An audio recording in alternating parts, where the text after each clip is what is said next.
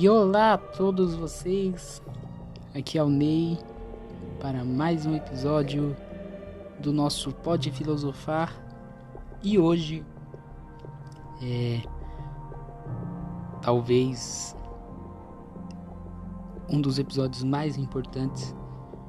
Não que os outros não sejam, muito pelo contrário, são importantíssimos. Como eu disse no episódio anterior, né? Todos os episódios estão interligados, estão conectados um ao outro, então não se pode escutar esse sem ter escutado os outros, né? Hoje realmente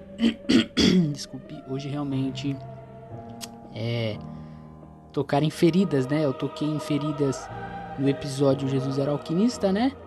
Toquei na ferida cristã, evangélica. Teve muitas pessoas do meio evangélico que vieram, né, atacar pedras, e hoje é o dia de tocar na ferida ateísta, né? Na ferida da lacração. Brincadeiras à parte,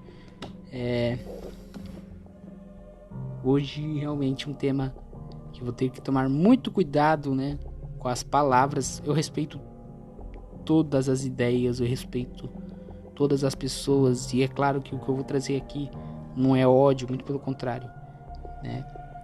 É somente uma discussão mesmo, né? No sentido bom da palavra de discussão, né? Não quero trazer discórdia entre ninguém aqui, deixar bem claro, tá? É bem isso mesmo que está no título, né? Hoje o episódio é justamente sobre a religião moderna, né? Chamada ciência, né? A ciência sendo a última religião, né?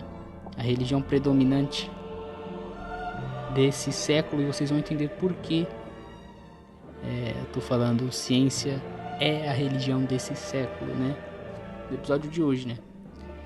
Após falar sobre o diabo que foi a Inquisição Católica das diásporas ao Holocausto indígena em nome da Bíblia, lembram?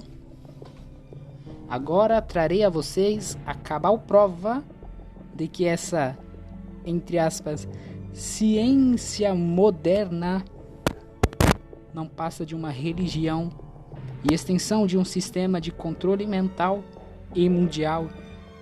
Vocês sabem que essa questão de teoria da conspiração não faz parte deste podcast.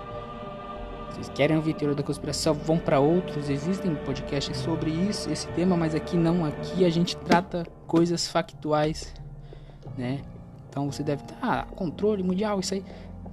Calma lá, vamos lá, tá? Um trabalho de anos, séculos, milênios, né? Bem da verdade são séculos, né? Mas, né, teve a sua maior força ali por volta de 1800, né? Curiosamente, o ano de 1800, né, foi justamente o ano em que começou um certo emburrecimento, né, do ser humano, né? Vocês vão entender por quê, né? Começou justamente aí, né, desta época aí. Segundo os livros de ensino, né, isso é, a Bíblia dos cientistas, né? Isso é muito legal, né, porque evangélicos têm a Bíblia. Ateus, ou pessoas que dizem não ter religião e dizem, né, o famoso clichê, eu acredito na ciência, né? Tem livros ditados pelo mesmo sistema que cuida do evangélico. Enfim, a Bíblia dos cientistas, os livros de história, os livros de ciência, né? Segundo esses livros, há 65 milhões de anos atrás, um grande meteoro vindo desse vasto espaço colide com a Terra, causando efeito no manto, né? E futuros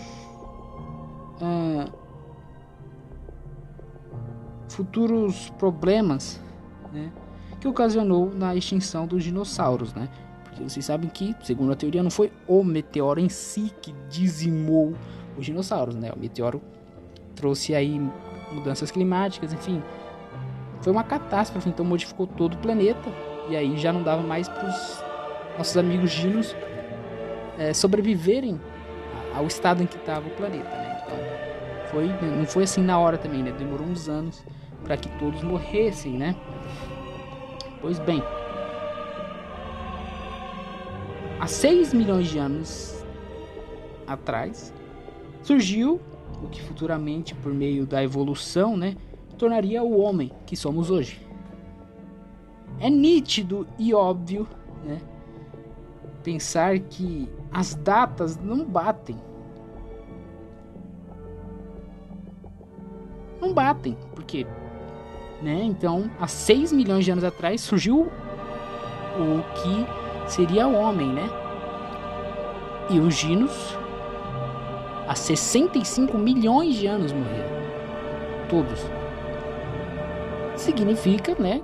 É óbvio pensar que o ser humano nunca viu um dinossauro, nunca conviveu com esses seres, né? Porque quando o ser humano apareceu na Terra, já não existiam mais, né, os dinos, segundo a teoria. Mas, eu amo esse mas, existem no mundo todo gravuras e pinturas nas paredes com datação de 2.000 a 3.000 anos atrás.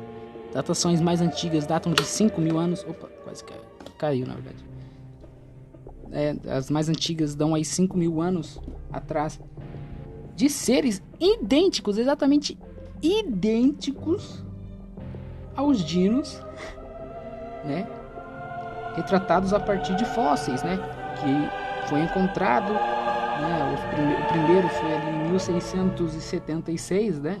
Porém, eles ainda não tinham essa noção de que poderia ser um ser pré-histórico. Então, para eles era um fóssil de um elefante, enfim. Mas foram estudando e em 1973 essas pesquisas e achados ficaram mais frequentes, né? E remodelando por base do fóssil, você tem a imagem do dinossauro ali. Eram exatamente iguais aos das pinturas. Exatamente idênticos. E homens presentes na região, né? Na região de, se eu não me engano, Natural Bridges National Monument, né? Lá no governo de Utah, nos Estados Unidos. Há uma vasta área, né? Sim, uma área gigantesca. Sério, uma área só disso. Com essas pinturas. E até, presta atenção, pasmem, pegadas fossilizadas de dinossauros. E tem... Nossa, eu queria tanto mostrar essa imagem pra vocês. Acho que vou deixar na capa aqui. Tem uma pegada de dinossauro que do lado dessa pegada, 2 pegadas de dinossauro, tem pegada de humano.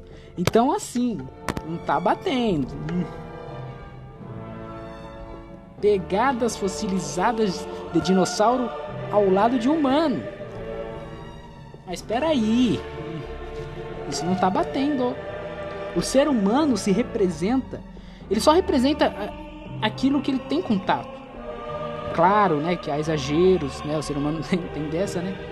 Porém, para ter desenhado, né, tão fielmente, né, a tal criatura, a explicação mais viável é de que esses animais coexistiram com seres humanos há milhões e milhões e milhões e milhões de anos atrás.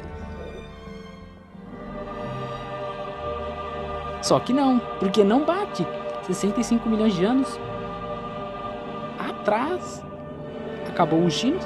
6 milhões de anos atrás surgiu o homem. Então não bate na teoria da evolução. A teoria da evolução de Darwin é muito anterior a ele. Não é de Darwin. Sendo Darwin apenas... Infelizmente, eu não gosto. Eu juro pra vocês que eu não gosto de falar isso, mas eu vou ter que falar. Infelizmente, Darwin era apenas uma marionete do sistema para trazer essa teoria, para trazer uma nova ordem, para trazer uma nova religião, pois as religiões já estavam defasadas e era necessário uma nova. e usaram a inteligência absurda desse cara e de tantos outros, como Einstein, enfim, e usaram como marionete.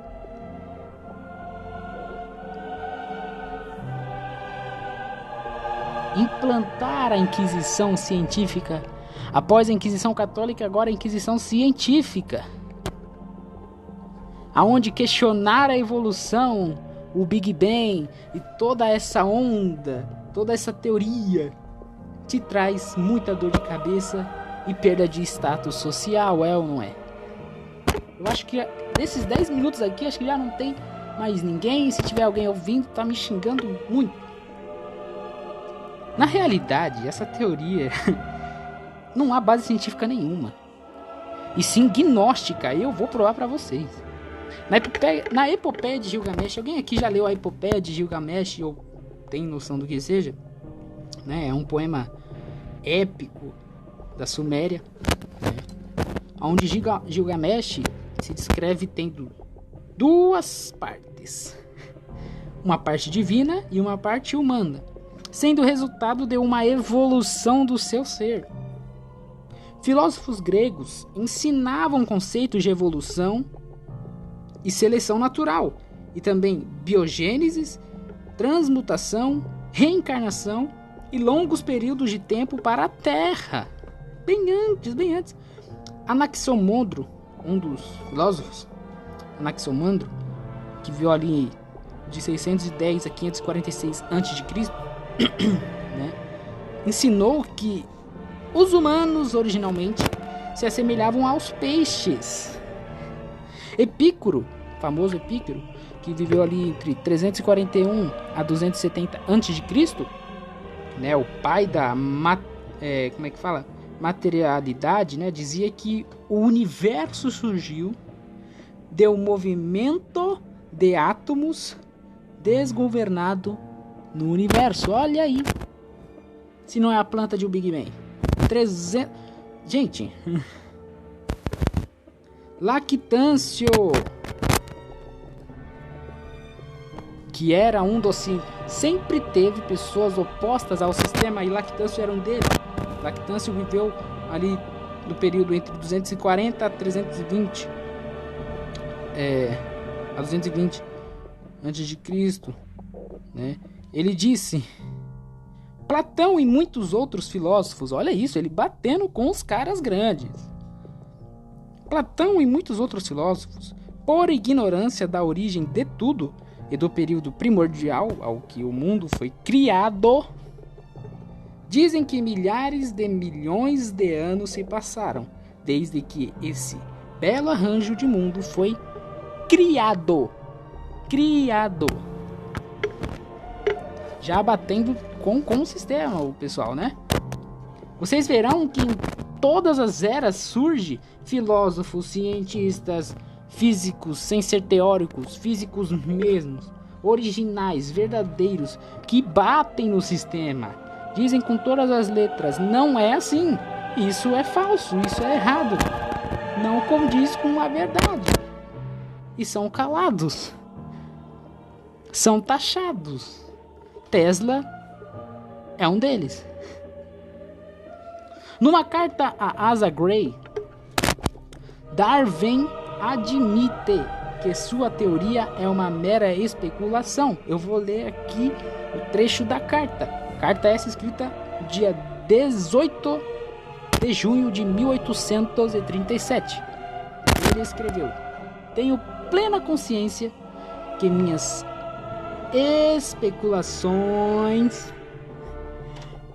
especulações vão além dos limites da verdadeira ciência. Ele disse isso. Pesquisem a carta que Darwin escreveu a Asa Gray no ano de 1837 e vocês verão. Ele mesmo disse: as minhas especulações vão além dos limites da verdadeira ciência. Segundo a cosmologia moderna, o universo possui 74% de energia escura e 22% de matéria escura. Energia e matéria. Ou seja, 96% do universo é feito de coisas desconhecidas, invisíveis e intocáveis. Não parece a descrição de um deus místico? Ué, a comunidade que tá dizendo, não, eu acredito na ciência, só acredito em fatos. Que fato é esse? Desconhecido, invisível e intocável. Ué, não é a mesma descrição que um evangélico talvez dê? Você pergunta, tá, e como você tem condições de provar? Ah, não tenho, porque ele é invisível, ele é intocável e tudo. Não é a mesma coisa? Vocês estão percebendo que é questão, é tudo fé também? Tem aquele filme, né, clichê gospel, né, questão de fé. Eu até esqueci o nome desse filme. Pois é fé. Gnosticismo puro. Para quem ouviu os episódios, né, da trilogia Coincidência ou Assinatura, essa trilogia é demais. Ouçam a trilogia Coincidência ou Assinatura. E o episódio Deus é o Código-Fonte, que é o episódio anterior. O que irei apresentar hoje será o fechamento desses 4 episódios. E destruir o evolucionismo, essa religião do novo século. Se vocês ouvirem a trilogia Coincidência ou Assinatura, mais o episódio Deus é o Código-Fonte, a própria matemática, mais esse episódio,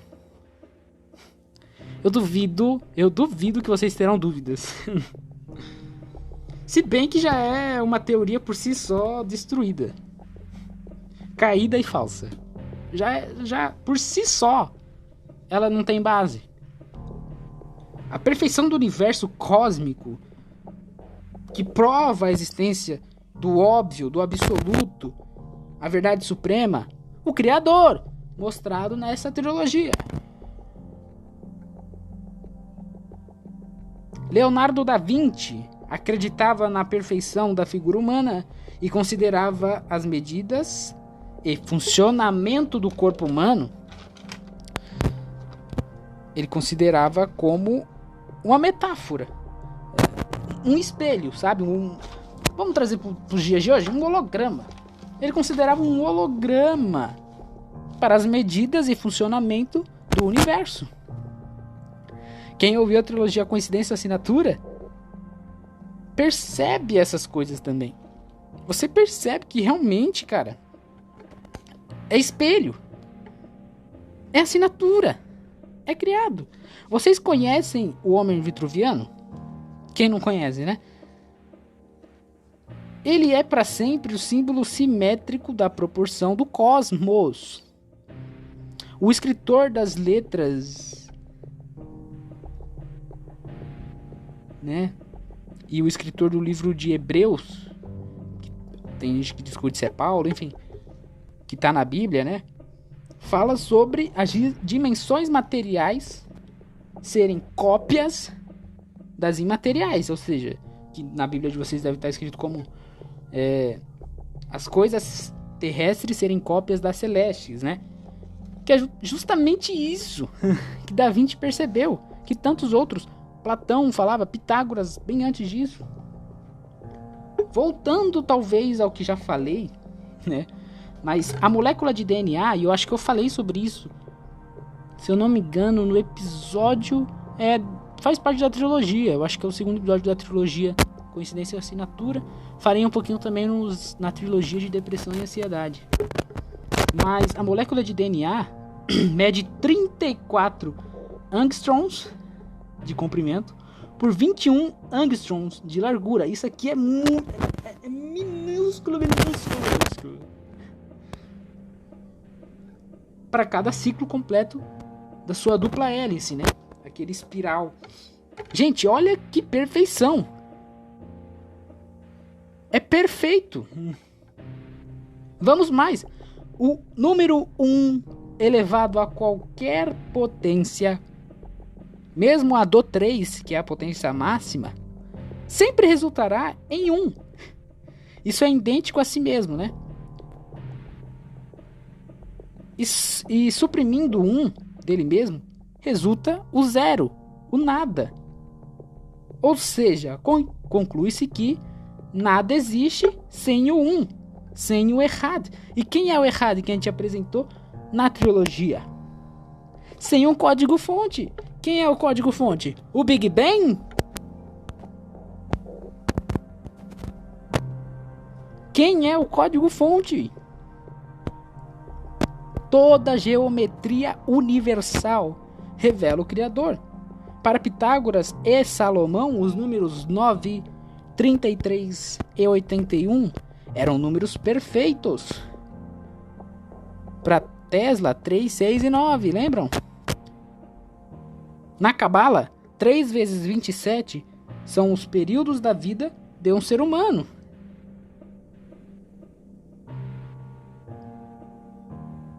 Olha isso. Isso é impressionante, gente. Vocês lembram que eu falei pra vocês na trilogia de Depressão e Ansiedade sobre a questão da maioria das músicas possuírem afinação em 440 Hz, desde 1953, que foi estabelecido pela Organização Universal de Padrões, a ISO, que antigamente todos os sons eram em 432 Hz. E eu falei sobre isso, Gente, o universo vibra em 432 Hz. A natureza, você, isso é perfeito. Isso é criação. A alquimia. Ouça um episódio de Jesus era alquimista também. A alquimia possui um tripé, que é sal, enxofre e mercúrio, mais assinatura. Gente, não é coincidência, não é acaso. Na psicologia, no psique humano, também há um tripé: ego, razão e conflito. Assinatura, gente. Em tudo há assinatura. Ouçam depois esse episódio de trilogia, juntem os episódios e verão que realmente a teoria evolutiva e do Big Bang é realmente, assim, mística. Essa é a verdade. E precisa de muita fé para acreditar nela. Muitos cientistas dizem que o universo tem 13 bilhões de anos. São 13 bilhões de anos. A Terra, 4,5 bilhões de anos. Essas idades super avançadas, são propagadas com muita confiança. O curioso é que o método científico não pode provar a idade do universo e da Terra. Porque em 2002, só para vocês terem uma ideia, geólogos e biólogos também relataram encontrar na Inglaterra DNA em cristais de sal. Acharam DNA em cristais de sal, com idades, desses cristais que variavam aí entre 11 a 425 milhões de anos. Só que assim, gente, o interessante é que o DNA aguentou todo esse tempo, ficar 100% conservado durante milhões e milhões de anos. E por quê? Porque você deve estar se perguntando, por que você está achando impressionante isso? Porque a química do DNA nos mostra que ele é frágil. Mesmo em condições ideais, para o DNA, o DNA se desintegra rapidamente e se degrada rapidamente. Então, como ele aguentou milhões e milhões de anos, gente? Vale lembrar que o modo de datação que foi usado foi carbono 14. Só que aí é que tá. Eu vou focar nessa do carbono 14 um pouquinho mais pra frente. Mas o carbono 14 não é confiável. Ele é confiável até 5.700 anos de precisão. Passou disso, ferrou. Por volta da década de 1970, cientistas investigaram a variação na hemoglobina humana. Eles concluíram que a espécie humana deve ter passado por um gargalo populacional, né, uma certa peneira populacional recentemente.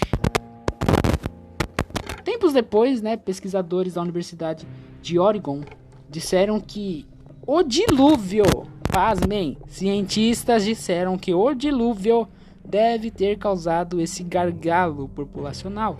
Esse estudo foi até publicado na revista Nature. Os antropólogos evolutistas, né, dizem que a idade da pedra durou pelo menos 100 mil anos e que os neandertais, né, eles já tinham essa cultura de sepultar os mortos, né, começou com eles, e que no período de 100 mil anos, né, tem a estimativa de incríveis 4 bilhões de corpos enterrados. Gente, 4 bilhões de corpos enterrados durante 100 mil anos. 4 bilhões, gente. Em tese, o número de ossos, né, de fósseis dessa época deveriam ser milhões. Porém, apenas milhares, e olhe lá, são encontrados. Gente, 4 bilhões de corpos? Eles deveriam estar preservadinhos igual dos dinossauros, que, são 65 milhões. Aqui a gente tá falando de 100 mil anos. Por que em 100 mil anos não tem tanta preservação e 65 milhões tem? Neandertais são apenas seres humanos que viveram depois do dilúvio. Porque houve um grande reset, né? Então, para encerrar aqui, porque eu já extrapolei o tempo, né, normal do episódio, os elementos radioativos, né, à medida que se desintegram, produzem partículas alfa, ou seja, núcleo de hélio, tá? Se o decaimento radioativo ocorre por milhões de anos, né, como era para ser, né, como é apresentado, uma quantidade enorme de hélio deveria estar presa na atmosfera da Terra. Sem contar que a taxa de hélio que é perdida da atmosfera para o espaço é pequena. E bem, após supostos 4 bilhões de anos, 4,5 bilhões de anos, a atmosfera hoje é composta por apenas 4,5 bilhões de anos, e a nossa atmosfera é composta por apenas 0,05% de hélio. É muito pequeno. Não bate com os bilhões de anos. Não bate.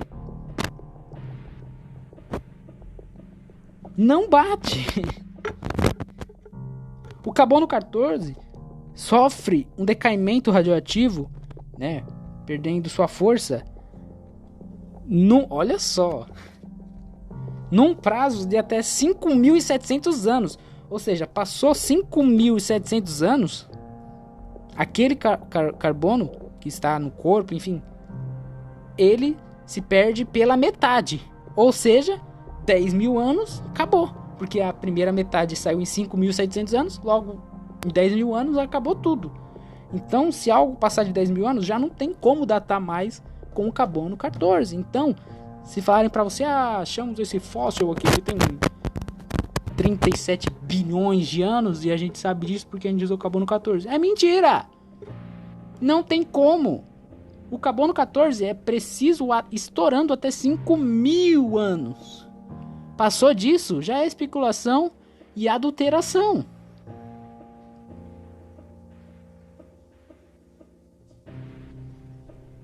A quantidade de carbono 14 diminui drasticamente, quase some em 5.000 anos. Imagine em milhões. Então, como é datado com bilhões de anos? Não tem como, gente. Vocês estão entendendo que há um trabalho? Vou de novo, ó. 30 minutos, extrapolamos aqui. Ouçam a trilogia, Coincidência ou Assinatura. O episódio Jesus era alquimista. O episódio Deus é o código-fonte. E este. Apresente pro seu professor esse episódio. Seu professor de biologia, não sei, história. Professor... Gente, vocês conseguem entender que realmente foi feito um trabalho? As pessoas nem se questionam. Eu trouxe aqui perguntas simples. Eu acho que eu vou fazer... Quer saber? Esse vai ser o primeiro episódio. Vou trazer uma trilogia sobre esse assunto. Tudo bem? Vou ficando por aqui. Espero que tenham gostado, entendido a proposta. Se não pegou algumas coisas, volte, ouça calmamente, tá bom? E espero que vocês realmente tenham entendido. E mais uma vez, ouçam a trilogia. É importantíssimo vocês se questionarem, irem atrás de respostas, tá bom? Vou ficando por aqui. Tchau, tchau. Muito obrigado a todos vocês e pode filosofar.